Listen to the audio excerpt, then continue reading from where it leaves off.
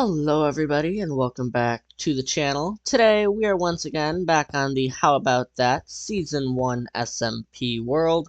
And today we're going to be making another building in the starter base cave. Now this building is going to be very purpley and is going to be a brewing room. We're going to just kind of make it feel all potion-y. We're going to have some villager clerks in there. We're going to do all the different types of things, and we're just going to make it feel amazing. So without any further ado, let's go ahead and get into it. Now, before you say anything about why we are still living right here when we have this house, and we could be finishing this basement for storage, I don't want to hear it. I haven't gotten to it yet, and honestly, I'm not entirely sure I'm liking the way the house looks. Don't get me wrong, I think the interior, especially the second floor, is nice, but I'm just not vibing with it. Especially after we built this bee farm, it just feels like this build right here is lacking. Very, very much so lacking.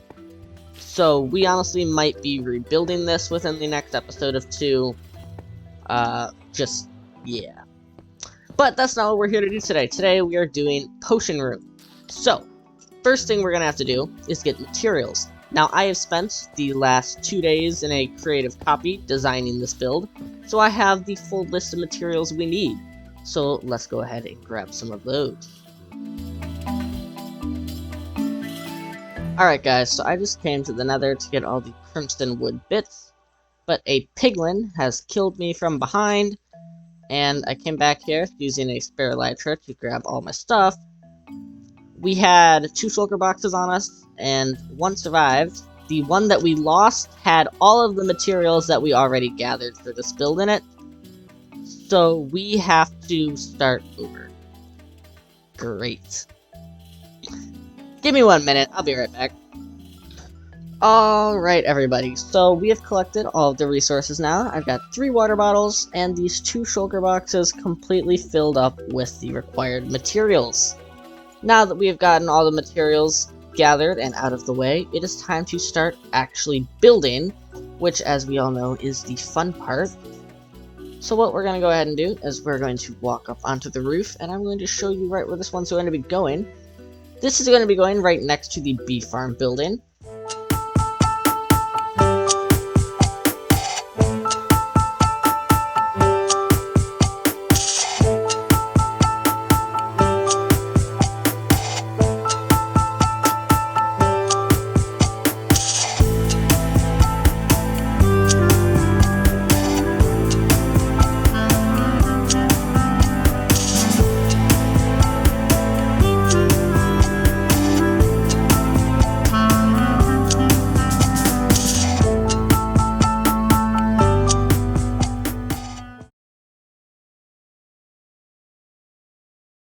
Here it is in all of its glory. Nice and shiny. Very purpley. Ignore this mess here. I'll clean this up in a little bit. I did go ahead and put in all the windows. I didn't have the glass during the time lapse, so I had to do that later.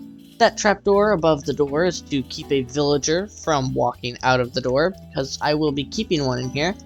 And while players can make it under, villagers cannot. We got some cauldrons around here. I'm going to add some potion effects into these cauldrons and set up some nice items around the side using the armor stand add-on that we have.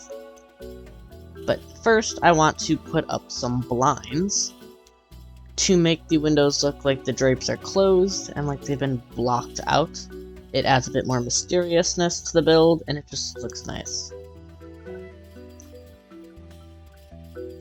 Upstairs, we have a nice netherwort farm, a little bit of a desk, and we have a sleeping area over here for villagers. Alright everybody, we are here at the stronghold. We're ready to respawn the dragon and get that dragon's breath. But as an add-on, Mr. Dog has decided to come with us because he wanted to come kill the Ender Dragon himself. Now, if you are interested in Mr. Dog's content, it will be linked down below. And without any further ado, let's go get that dragon breath. The dragon is currently being respawned. Now once this thing spawns, I'm going to fly on up and take out all these crystals real quick. I will be prepared to collect any dragon's breath, and Mr. Dog here is going to get the final hit on the dragon, like he said he would. Isn't that right? Yes. Oh no! Holy mackerel! Yeah, I'm doing the thing I do best. Don't work. Is that how we lose? I think that's almost all of them. That should be all of them not in a thing, right? Yeah. Hopefully. Alright. Now we just gotta split and get the cages. Oh. What in the world?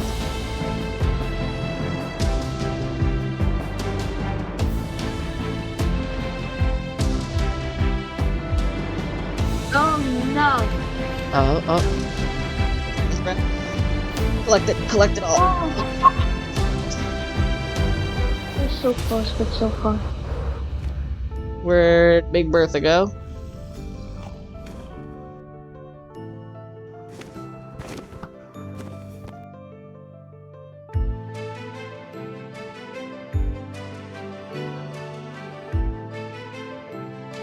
More Dragon's Breath.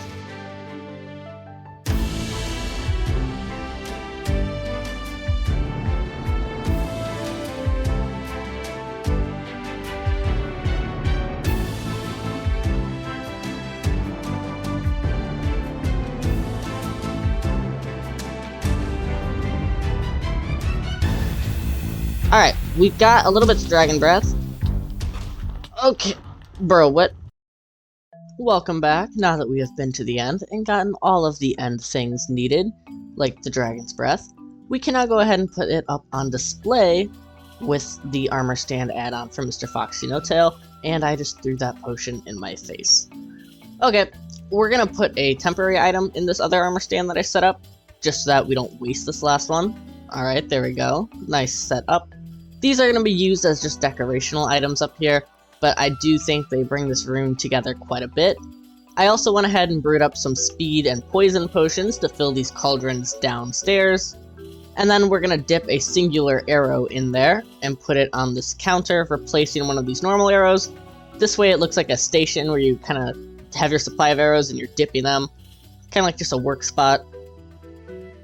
In this cauldron, we're going to fill it up with the poison potions, and then we're going to put this potion in a armor stand on the table. So once again, it just kind of looks like we're brewing a potion and filling some bottles. But that is going to be it for this interior, actually, and I think it looks quite nice. The last thing we're going to have to do is go and pick up a cleric villager to live in here. I thankfully already have one fully maxed out that we are going to go get. Alright everybody, here's the cleric that we're going to be moving down there. He is a fully maxed out cleric as well. And, yeah. As a side note though, this iron farm that we're in right now, I do have a tutorial for it up on the channel. I would be very careful with it, and if you have already built it, it's just kind of broken. You did just see that iron golem spawn in and die, and there's another one in there dying right now. But within the latest update, the iron golems can spawn outside of this farm now, and due to that reason, it does not take very much for this thing to just completely break.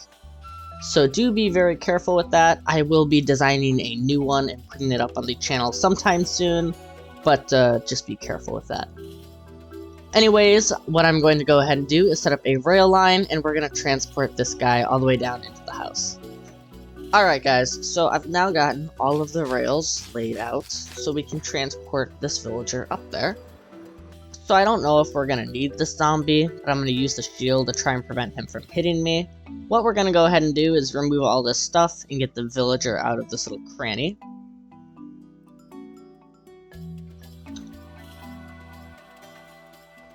Okay, and he's already hitting me. Okay, ow, just for an iron sword, that hurts. Let's try and push the villager out of here with our back. Put all this stuff back. Villager move so I can place the block.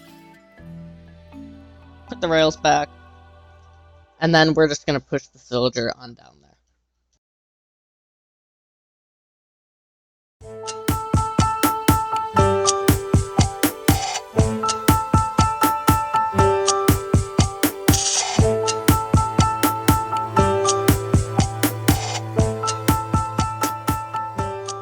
Okay, so I'm having a lot of issues with this villager. He will not link to a bed, so I'm gonna go ahead and figure this out. Alright everybody, so I have removed all of the rails, and I went ahead and got the villager linked up properly. He is now officially linked to a workstation, and he finally linked to the correct bed, as you can see by him sleeping in it. Now, all of these armor stands with the potion bottles, as you can see, they're doing pretty good, but the two that had arrows in them have broken twice now, and every time I fixed them, they just ended up breaking again every time I came back in here. So we're gonna have to replace those with item frames. I know they don't look as good, but oh well.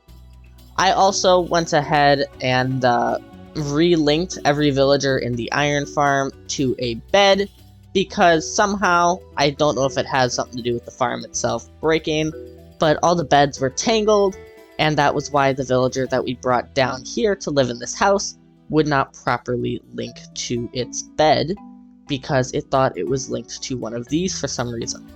I also noticed that the potato farm is no longer working, and the two villagers that were in there are just gone. So this is all the food we're going to have left. But we do have a bunch of raw potatoes, and it's still a farm, so if I have to go there and farm it by hand, we're good. But all in all, this farm just doesn't work anymore. We're probably going to go ahead and tear it down sometime soon.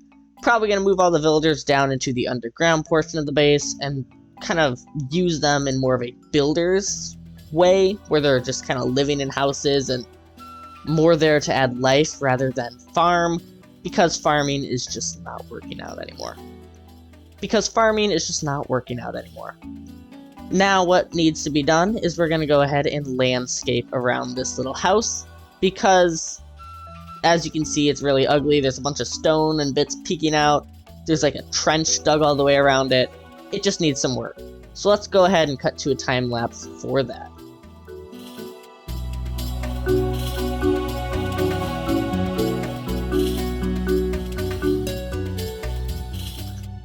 Alright everybody, so as you just saw, I have finished the landscaping area around this build.